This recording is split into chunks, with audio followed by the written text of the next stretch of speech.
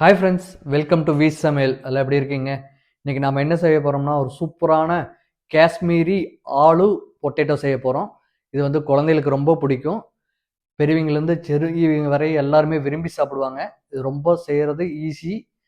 கண்டிப்பாக ட்ரை பண்ணி பாருங்கள். அதுக்கு முன்னாடி நம்ம சேனலை சப்ஸ்கிரைப் பண்ணாதே சப்ஸ்கிரைப் பண்ணுங்கள். வீடியோ பிடிச்சிருந்துச்சுன்னா லைக் பண்ணுங்கள், கமெண்ட் பண்ணுங்கள். ஃபஸ்ட்டு இதுக்கு தேவையான அளவு பேபி பொட்டேட்டோ எடுத்துக்கலாம். பேபி பொட்டேட்டோ எடுத்து தண்ணியில் போட்டு நல்லா வேக விடுங்க. கூடவே லைட்டாக உப்பு சேர்த்திக்கங்க. இப்போ மசாலா ப்ரிப்பேர் பண்ணிடலாம். அதுக்கு 1 கப் தயிர், 1 டீஸ்பூன் மிளகாய்த்தூள், 1/2 டீஸ்பூன் மஞ்சள் தூள், சீரகத்தூள் 1/4 டீஸ்பூன், சோம்புத்தூள் 1/4 டீஸ்பூன், பெப்பர் 1/4 டீஸ்பூன் இதெல்லாம் போட்டு நல்லா பீட்டரை வச்சு நல்லா மிக்ஸ் பண்ணிக்கங்க.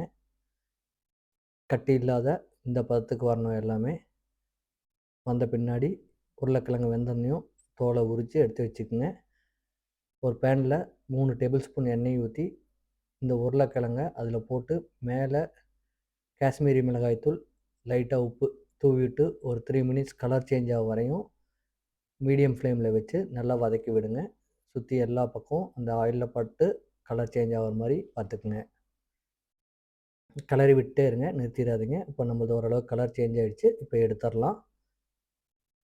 உருளைக்கிழங்கை மட்டும் தனியாக எடுத்துகிட்டு இது கூட பெருங்காயத்தூள் 1/2 டீஸ்பூன், கரம் மசாலா 1 டீஸ்பூன், கொஞ்சம் சாட் மசாலா, இது ஆப்ஷனல் தான், தேவைன்னா சேர்த்திக்கலாம். இது போட்டு நல்லா மிக்ஸ் பண்ணி விட்டுட்டு நம்ம ரெடி பண்ணி வச்சுருக்கிற மசாலாவை இது கூட மிக்ஸ் பண்ணிக்கலாம்.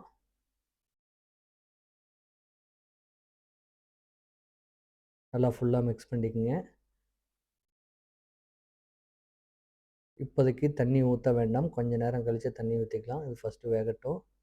இது நல்லா மசாலாவோட மிக்ஸ் ஆகிற மாதிரி, அந்த ஆயிலெல்லாம் மிக்ஸ் ஆகிற மாதிரி நல்லா கலக்கி விடுங்க. அப்போ தான் அதில் போட்டிருக்கிற பெருங்காயத்தூள், கரம் மசாலா இதெல்லாம் இது கூட மிக்ஸ் ஆகும். ஒரு 3 மினிட்ஸ் நல்லா வந்தோடனே இந்த மாதிரி எண்ணெய் பிரிஞ்சு வரும். எண்ணெய் பிரிஞ்சு வந்தோடனே ஒரு 5 முந்திரியை பேஸ்ட் பண்ணி வச்சுக்கோங்க. நல்லா எந்த லம்ஸும் இல்லாத போட்டு இது கூட மிக்ஸ் பண்ணி விட்டுருங்க. அதுக்கு அடுத்தது இப்போ முந்திரி ஊற்றிருக்கிறதுனால உடனே கெட்டியாகும். இப்போ வந்து நம்ம தண்ணி மிக்ஸ் பண்ணிக்கலாம். தண்ணி ஒரு 2 கப்பு நீங்கள் மிக்ஸ் பண்ணிக்கோங்க. உங்களுக்கு கிரேவி எவ்வளோ வேணுமோ, இது வந்து திக்காக தான் வரும், அப்போ தான் நல்லாயிருக்கும். இப்போ வந்து ஒரு 2-3 மினிட்ஸ் ஆன பின்னாடி அந்த உருளைக்கிழங்க இதில் போட்டு மிக்ஸ் பண்ணி விட்டுட்டு மூடி போட்டு ஒரு 5 மினிட்ஸ் நல்லா வேக விட்டுடலாம். இப்போ பார்த்தீங்கன்னா உங்களுக்கு கிரேவி நல்லா திக்காகிடுச்சு. நல்லா கிளறி விடுங்க. கிளறி விட்டோன்னே ஒரு 20 ml க்ரீம், குக்கிங் க்ரீம் அதையும் சேர்த்திக்குங்க. ஏன்னா இந்த குக்கிங் க்ரீம் சேர்த்தனால டேஸ்ட்டு வந்து சூப்பராக இருக்கும். இதுதான் வந்து டேஸ்ட்டை தூக்கி கொடுக்கும் நல்லா. அதனால் இதை சேர்த்தி இது ஒரு மறுபடியும் ஒரு 3 மினிட்ஸ் நல்லா வேக விட்டுட்டு வீட்டில் கஸ்தூரி மெத்தி இருந்துச்சுன்னா மேலே தூவி ஒரு 2 மினிட்ஸ் கழித்து இறக்கி விட்டுருங்க.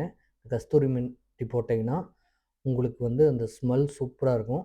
அதுக்கு தான் இது வந்து சப்பாத்தி, பூரி, தோசை இதுக்கெல்லாம் வச்சு சாப்பிட்டா சூப்பராக இருக்கும் சைடிஷ்ஷு. நீங்களும் ட்ரை பண்ணி பாருங்கள். ட்ரை பண்ணி பார்த்துட்டு எப்படி இருக்குன்னு கமெண்டில் வந்து சொல்லுங்கள். நன்றி, வணக்கம்.